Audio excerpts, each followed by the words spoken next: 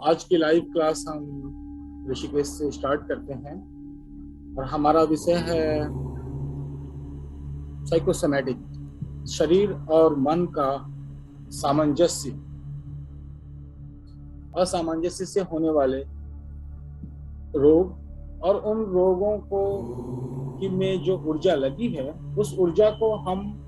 Creative force में कैसे transform करें, यह हमारा विषय होगा। और डिप्रेशन एक सब्जेक्ट नहीं है, एक ही कोई रोग नहीं है, इसके कई सारे साइड इफेक्ट्स हैं। जैसे कि एक डिप्रेशन से मोटापा भी बढ़ सकता है, ब्लड प्रेशर भी बढ़ सकता है, डाइजेस्टिव इश्यूज भी हो सकते हैं, रिलेशनशिप में भी इश्यूज हो सकते हैं। तो देखने में ऐसे लगेगा कि कई सारे मेरे पास रोग हैं, कई सारी हमारे पास डिजीज हैं या मेरे पास समस्याएं हैं, लेकिन हमारे पास एक ही समस्या अगर डिप्रेशन है तो उसके ये साइड इफेक्ट्स हैं, उसके कई सारे इफेक्ट्स दिखाई दे रहे हैं बाहर में। तो पहचानने के लिए सिर्फ इसकी पहचान ये है कि लॉन्ग टर्म में अगर आपकी लाइफ को जीने की इच्छा समाप्त हो रही हो, अगर आप अपने जीवन को देखते हैं कि मैं जीवन जी रहा हूं और मृत्यु तक अगर आप अपनी दृष्टि डालते हैं कि एक न एक दिन तो मुझे मरना है, उस लॉन्ग टर्म की दृष्टि में जब आप देखते हैं कि मेरी मृत्यु के समय मैं असफल हूं या मैं खुश नहीं हूं, तो यह एक सबसे बड़ा पहचान है कि आप डिप्रेशन के शिकार हो रहे हैं। जैसे आप अपनी कल्पना करें कि आगे आने वाले 10 साल 12 साल एक सिंपल कॉमन सेंस से विजुलाइज करें कि एक आदमी की लाइफ 70 साल होती है, 60 साल होती है या 80 साल होती है या 90 साल होती है। तो जहां तक आप अपनी लाइफ को जीना चाहते हैं देखकर,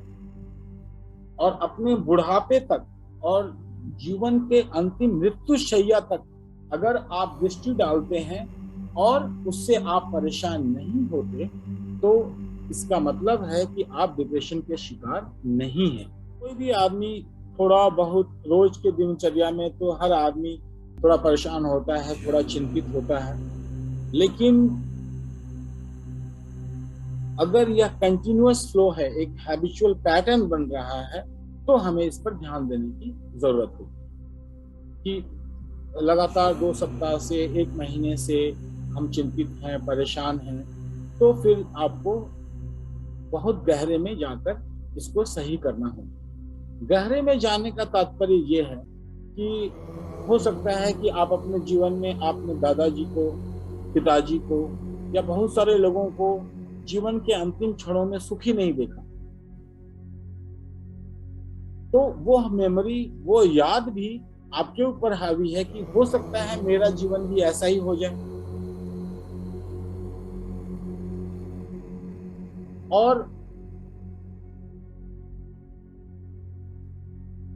हो सकता है कई बार तो फिजिकल प्रॉब्लम भी होती है कि आपके नर्वस सिस्टम में या ब्रेन में कोई समस्या है,